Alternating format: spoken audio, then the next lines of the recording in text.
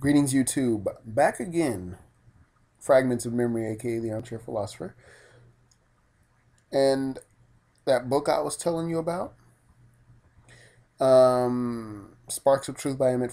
Again, something really nice that kind of just stuck out at me and jumped out at me. And the essay is titled, I Wonder Why. I wonder why many people are bored in a world full of so many thrilling, interesting things. I wonder why people who brag the most usually have the least to offer, and people who promise the most are usually those who perform the least. Human beings cannot arrange to live together in peace, seeing that we have to stay on the same globe and there's no way of getting off. We are also conscious of faults and failings in ourselves, and yet we expect the other fellow to be perfect. Middle-aged people always think that if they could start life over again, they would make no mistakes, and yet they do not always act very wisely in the present. People read so many dull, trashy books and magazines and forget the most vital, interesting book of all, the Bible. Now, I don't agree with this statement, of course. It's a good book, but not a Christian, but it is interesting.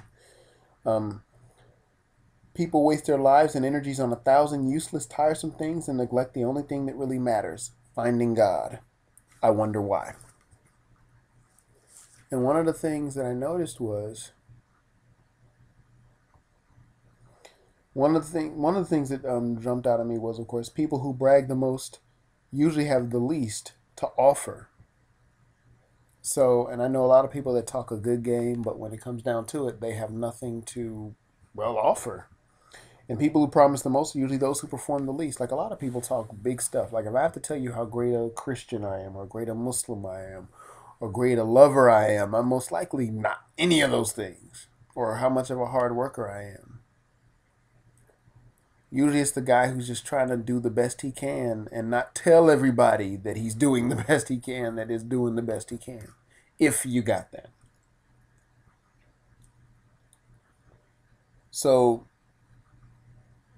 and then it goes on to say, we are also conscious of faults and failings in ourselves, and yet we expect the other fellow to be perfect. Like, he doesn't have any problems or baggage. I have all the baggage and problems, and the reality is that we all got our problems and our baggage.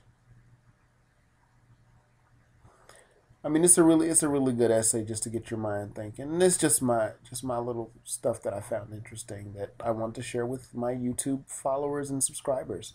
So take care. Peace.